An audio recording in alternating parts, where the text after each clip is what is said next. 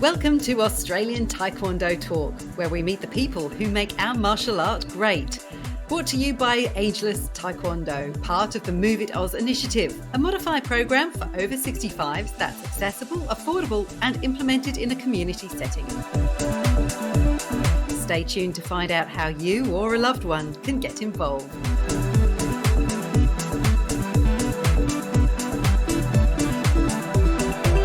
What is the role of technology in the future of a traditional martial art like Taekwondo? Nikky White has worked on a range of Taekwondo tech projects, from draw generators to scoring apps, but she's also seen a lot of the world as a referee and is now working on ways to make sure refereeing evolves along with competition. Hello and welcome to Australian Taekwondo Talk, Nikky. Hi, how you going, Aaron? I'm very well, thank you, and thank you for being here. What's your earliest Taekwondo memory? Oof, that's going back quite a long way. I think I was 5 or 6, and yeah, it was my first martial arts instructor, who was Margaret Eagling down in Tasmania. I think it's learning to do side kicks or roundhouse over chairs is one of my earliest memories of Taekwondo. Just using the chair to make sure we got that correct leg action and always making sure we were paying attention. How did you come to Taekwondo? So my father and my sister both did Taekwondo, and I was the little kid always watching them go to training and wanting to give it a go and see what it was like, and so it just sort of fell into it. Did you know that you loved it from early on? I think so. It's always been a huge part of my life. I can't really remember a time when training wasn't there for me. It's not just the martial arts itself, but it's the amazing community and the people you meet, and you really do make friends for life through this sport. How good were you as a competitor? I was never really much of a competitor. It was more like the in-club training environment, growing up with that and with that structure in my life and with those people. And then when you come into refereeing, you get introduced to a whole new Taekwondo family. And how did that happen? How did refereeing come onto the radar? As a teenager, I was not the best fighter. Let's be honest about this. Was not a competitive fighter, tended to get hit in the head quite a lot, which as a kid is not really something that makes you keep wanting to come back and keep fighting. So, but I really enjoyed that competition environment and being part of the team, and I saw refereeing and I was like, hey, I want to give that a go. So as soon as I was 16, which was the youngest you could become a referee back then, I was like, right, let's do this. And I became a C-class referee. So I think I went along to a competition, and we had Ray Jones was the refereeing director back in Tasmania back then, and he welcomed me into the fold and did a refereeing course and did my first competition sort of as a referee. And from that point, yeah, I was just hooked. I was right, yep, fighting's not for me, but refereeing is definitely something that I can do. What appealed about it? I think it's still being able to be involved in that team aspect and that competitive environment. And for me, one of the things I love about stepping onto the court as a referee is running the match and making sure the best person wins. Like, it's not about you, it's about the fighters and giving them the opportunity to show what they can do and have the best possible match that they can. That's fascinating. How do you go about making sure that happens? So we have a saying that we get told every course and every comp briefing: only give a necessary penalty. So it's little things like if the players are doing something maybe they shouldn't quite be doing, but it's not adversely affecting anything, you just let the match play out, and you only really step in when an action that a player is doing is negatively impacting the other player, obviously an illegal act. So things like running away and not giving the other person a chance to play the game, that's when we really want to step in. But yeah, so it's really about looking for those necessary gumjungs and just stepping back and letting the match flow, and not, as a referee, causing the match to stop and break up the flow of the players. Lots of people listening to this would understand how to prepare for a match, but how does a referee prepare for a match? I think it's different for every referee, but for me, the one thing I always do, so normally I have to fly to a competition. Being well, I used to be down in Tassie, so every time I wanted to go to a comp, I'd either have to fly to Melbourne or to Queensland, and now I've been like doing a lot of international travel over the last year. So I use that plane trip to review my rules and review my notes from the last seminar and make sure like my understanding of the rules and the interpretations is still current and still up to date, and I've still got everything I need. And then, a little bit of hand signal practice to make sure you're getting the sharp actions. And yeah, so that's my preparation. And then walking into the competition arena, that's your time to get used to the space and take a deep breath and just try and relax. Because if you're tense, that's when you start making mistakes and it becomes more about you than the players. Tell me about that refereeing family that emerged when you became one. The refereeing community, both in Australia and across the whole world, is just really welcoming and supportive. Stepping into that as a junior referee, I'd come across to Melbourne a lot to do a lot of competitions because Tassie didn't have too many events. And I was welcomed into that Victorian fold, and I found some amazing mentors who took me under their wing. And anytime I was like, I'm after some feedback, what could I do better? Everyone's just always willing to walk through what they think you could work on and what you think you did well. And moving into international refereeing again, I found the same thing. Like, the overwhelming majority of people are just so welcoming and friendly and supportive, and you're coming in as an outsider where they all know each other, but you don't feel that way. Yeah, they just make you feel really welcome. And I have made so many friends across the country and across the world that I still talk to on a regular basis, and I've met them all through refereeing.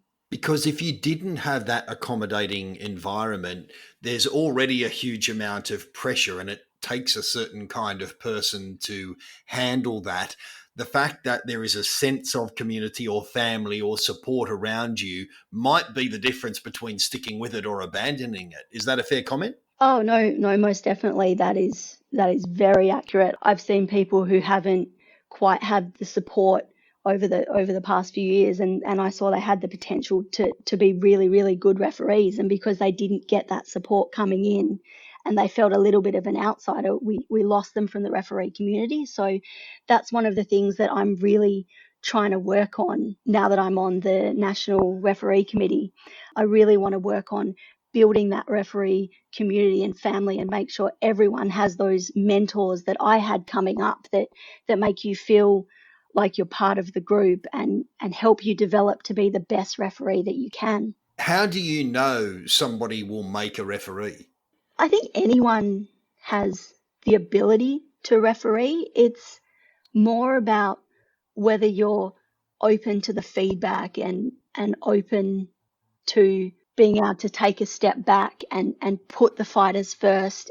I think there's an element of self-reflection involved in being a good referee. And as soon as you get to the point where you think you know everything and you don't need to learn anymore and you're the best that you can be, that's where you stagnate as a referee. So to be a really, really good referee, you need to be able to always self-reflect, always looking at what you can do better, always looking at what's changing, who's better than me, what can I take from them to make myself a better referee. So to be a good referee, anyone is capable of this, but they just have to have that passion and that willingness to learn. What I'm hearing there is there's a bit of a paradox in that a referee needs to be an excellent judge of the situation that they find themselves in, but also be prepared to be judged by others. And that's a difficult balance to strike. Yes, referees are definitely always judged by the players, the coaches, the spectators, and you do occasionally require a thick skin. I like coming up as a junior referee. I remember like my first national championships as a junior referee, and you have really, really long days. So I think it was like 10 p.m. or something, and we'd been working all day, and we were getting up to finals, and there was this really intense fight, and the crowd was just getting behind one player and just sort of questioning the referee's decisions. a little bit, and the coaches were getting like really angry because the coaches, they're passionate and the players are passionate and they always want the best for their athlete. So while we as referees aren't biased, coaches may sometimes feel like we are negatively impacting their player in an unfair way. So yeah, you have to be able to have that thick skin and always be able to justify the decision you made. So if a fight does go badly and you are like, oh, was that the right call to make? It's good to talk it through with some of your mentors or the senior referees on court and be like, look, I made this decision because of this. So as long as you can always justify the reason you've made the decision, coaches will generally accept it after the match and after everything's calmed down a bit. But yeah, you need to be able to have that thick skin to put it aside and not take it personally and keep 100% focused on what's happening during that match. Part of what you've described just there is that sense that happens, I think, in just about any competitive environment where there's a bit of a them and us between the competitors and the officials. Would you like to see more competitors consider becoming referees? Oh, absolutely. It's a really great pathway to take when you've got to the end of your competitive life, or you've reached the point where you're like, look, I'm going as far as I want to. I don't want to go to the next stage. I'm not capable of going to the next stage, but you still want to be involved in that competition environment.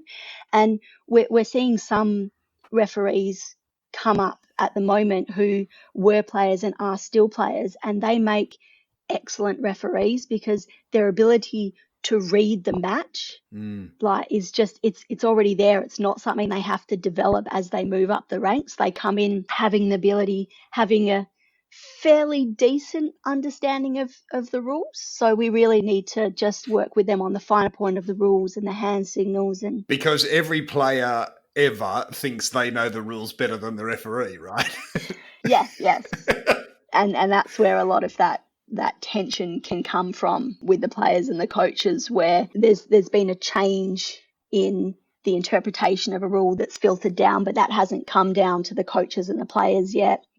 Or the coaches have an incomplete understanding of a rule, so they're like, oh, why did you do that to my player? Like, my player did nothing wrong. Why are you giving them a penalty? That's not right.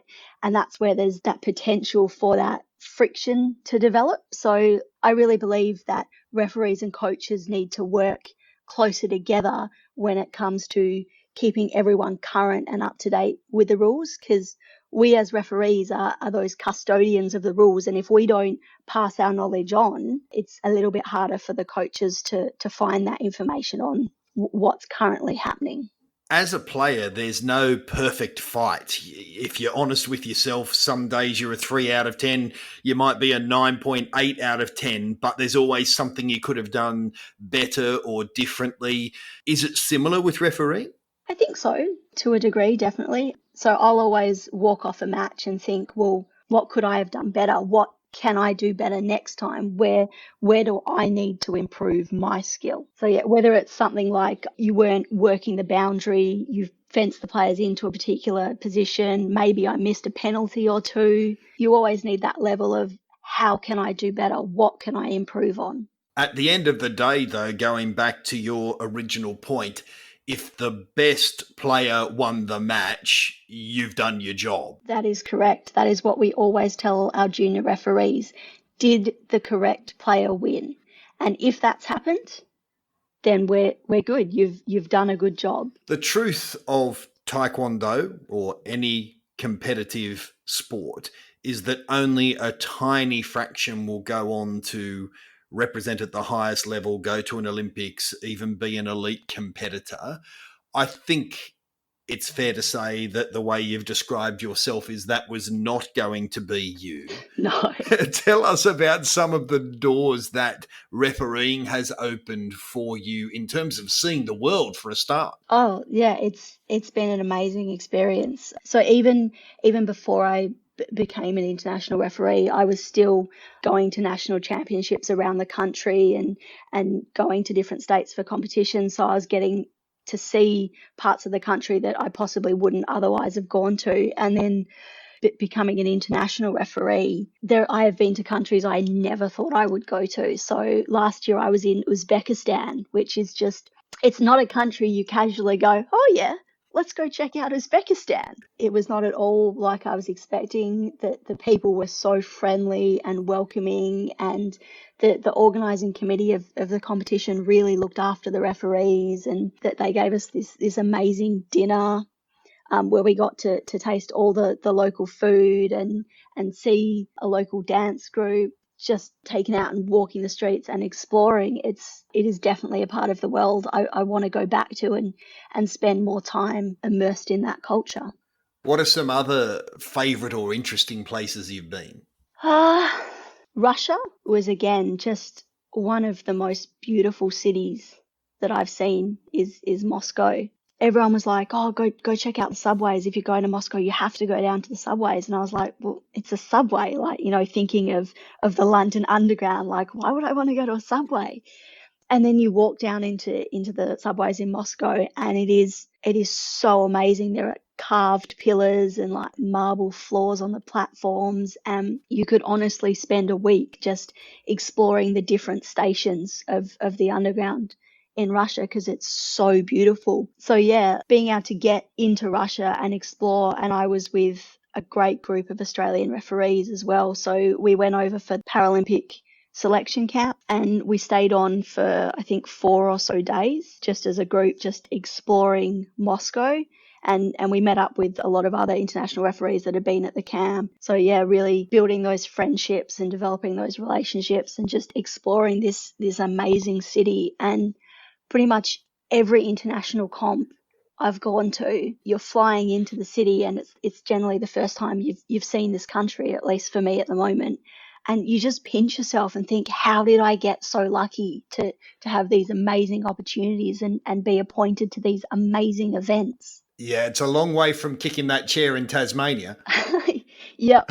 When I started, I certainly did not see myself ending up at GP events refereeing or Cadet World Championships. And, hopefully I keep being appointed to these events and keep being given these they are so fantastic opportunities, and I feel so privileged to be there. And hopefully I manage to keep learning and keep getting better and keep being deserving of those opportunities. Let's talk about the other aspect of your life, and that is technology. It's both your job and something of a passion.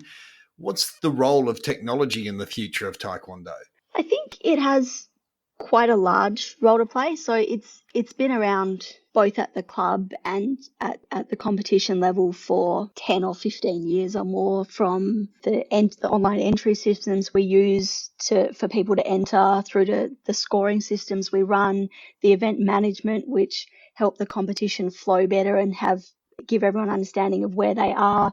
At the club level, we've got those membership systems that let AT track who our members are and makes it easier for the instructors to register them as members and make sure they're insured and everything like that. And we've seen with the current COVID-19 isolation happening, there has been that push towards greater utilization of technology, which has been so amazing to see. Even though we can't get into those clubs, I'm seeing, like, on my Facebook, different clubs and different instructors running online classes. We had Safwan and Ali from Global Martial Arts running seminars in each state, which looks like every participant had a lot of fun. We've seen World Taekwondo Europe start up their instructors squad, which is anyone around the world can log on and train with these, Olympic level athletes. And there's just been that push towards greater use of technology to keep us connected and active during this time. And moving forward, it's a great opportunity to keep that going, especially when it comes to referee education, because we're quite a large country, and it can be quite hard for some smaller states with small referee numbers like Tasmania and South Australia to run those education courses and to get that group of people in to have the conversation flow and the dynamic and bounce the scenarios off each other in courses. So being able to run virtual courses even into the future is something that I'm very excited about. And even developing online learning modules that people can go to in their own time and just have access to these resources. It's an amazing and exciting time to have all of this at our fingertips. I can see so many upsides. One is flattening that gap between what is going on at the highest level and your access to it. To put it this way, if you were a young woman in Tasmania right now, you could virtually participate in ways that you couldn't when you were that person. And similarly, or I guess as a result of that, there's a real possibility for bringing up the baseline quality of refereeing right across the board. Yep. And that's exactly what I'm hoping to achieve by these courses. So we ran our first virtual refresher course for our higher level referees a month or so ago. And the feedback that we got, that it was great to be able to interact with those people from all around the country that maybe you haven't worked with or seen or really had much to do with before. And we were delivering a consistent education message right across the country. So everyone's on the same page. Everyone has the opportunities. You're not disadvantaged by where you are geographically. So yeah, I'm just so excited about all the possibilities that this brings. Most of what you've described there so far is about using technology to enable refereeing and to enable the sport to flourish. Can you see technology? I know, for example, there's been a scoring app that you've been involved with. Can you see technology integrating into the heart of competition as well?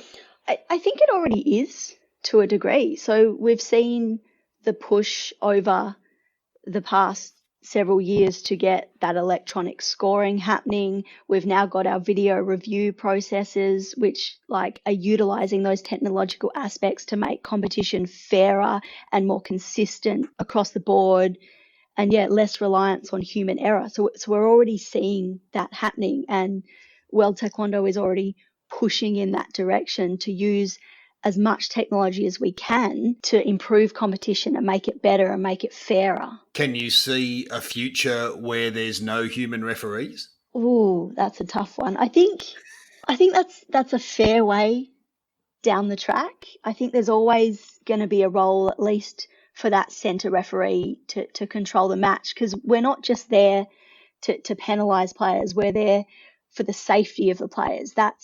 That's our number one priority as referees, the safety of the players. So you still need to have that person to be able to deal with those emergency scenarios, like a kick to the head and a knockout. You need to be able to instantly deal with that. And yeah, you're just never going to be able to deal with that 100% with technology, I don't think. But I think moving forward into the future, certainly we might be able to remove the corner judges if our technology gets to the point where we can get around the problems with scoring punches and scoring turning kicks. But I think that's a while away. If somebody is still listening to us at this point of this conversation, they clearly love Taekwondo. The mathematical reality is that there's only a tiny chance that they will ever go on to be an elite player. So you have a captive audience right now. Launch your appeal for the referees of tomorrow. Give it a go. That is all I can say. You won't know how you do until you try it. And then if you do try it, you'll see how amazing it is and how amazing this referee family is and the amazing places that it can take you. And it gives you that opportunity to be involved in that team environment and that referee family and the competition without needing to be an elite player. You can be almost an elite referee if you want to think of it from that point of view. But yeah, all I can really say is try it and see. Well, you certainly make it sound like something worth pursuing. You're an excellent ambassador for refereeing. You're an excellent ambassador for Taekwondo as well. And I've really enjoyed talking to you today. Thank you so much for your insights. A lot of competitors will be better for understanding how referees approach and I guess just having some respect for how you go about your business. Thank you for being a part of Australian Taekwondo Talk. Thank you for having me. It's been great to be able to share my passion with referees. Now let's learn more about Ageless Taekwondo, part of the Move It Oz initiative. A couple of episodes ago here on Australian Taekwondo Talk, we began a conversation about the hacks we've learned that can help you stage a successful Ageless Taekwondo program.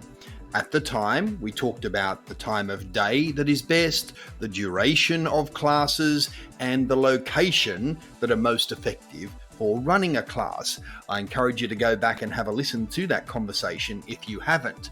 Last episode, we took the opportunity to divert slightly and have a conversation with Joe Pavick, who is successfully running a program right now. And I recommend you go and have a listen to that one as well. But we still have some other hacks to talk about, including the social inclusion aspects and the level of intensity. We're joined by Australian Taekwondo Participation Manager, Ben Exton. Ben, let's launch straight into that social aspect. If you're a senior high school student or a busy parent with kids or on your way home from work, you may want to turn up 1 minute before your Taekwondo session and leave 1 minute after. But that is not the reality of most of the people who are likely to be involved in Ageless Taekwondo, is it? No. And for anyone who's worked with this age group, I have through various things, it's good to get there early. Sometimes they might rock up 20, 30 minutes early for whatever reason. They just like to be on time or early. They just want to rock up and have a chat about how they're going with it. Maybe their shoulder's hurting this week. They just want to discuss it, but they just want to talk, and they might want to talk with other people beforehand. In terms of the social aspects during the class, it goes without saying to make the class as fun as possible and joke around and things like that, and create that really good, fun social environment. And then after class, if you've got the time, I think it's really beneficial to put on easy morning teas and things like that. And if you're not doing that, say, I'm here for 15, 20 minutes after the class. If you want to chat about anything, please come and have a chat with me. And most people, will always have something they want to ask or discuss. Yep. One of the great things about Taekwondo as well is there's an entire philosophy and way of living and a way of approaching your existence that I think can be a really intriguing conversation point as well, and perhaps a draw for some older people. So it's a chance for us to play our ace in that regard as well. Yeah, definitely. Taekwondo is one of the most inclusive martial arts, I think. There's some areas we need to get better in, like the para side and promoting that, but I think as a life cycle martial art, you can get involved in it early on and be involved in it, to very late in life. So it's really, really good from that point of view, I think. Yeah, we're really seeing the diversity coming through in the conversations on Australian Taekwondo Talk. What about intensity? You're saying 30 to 40 minutes, but you can wreck yourself in 40 minutes or you can do nothing in 40 minutes. How do you pitch the intensity? Yeah, well, we've provided a guide to that in the instructor guide, but something that's commonly used in sport or in clinical circles is this spectrum called the rating of perceived exertion. It's from 1 to 10. So 1's the easiest thing you've ever done, 10 is the hardest thing you've ever done. Our recommendations are to keep people between 2 and 5. So 2's starting to get a little bit harder, and 5 you'd probably classify as challenging.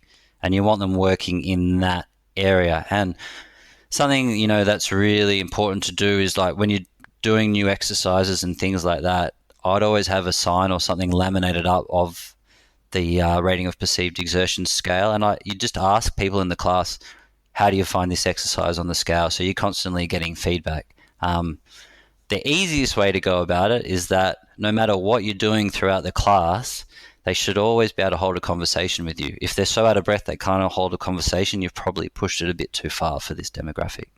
Excellent. And you'll work that out, as you say, through communication and through the experience of doing it and the particular circumstances that your group bring to the table.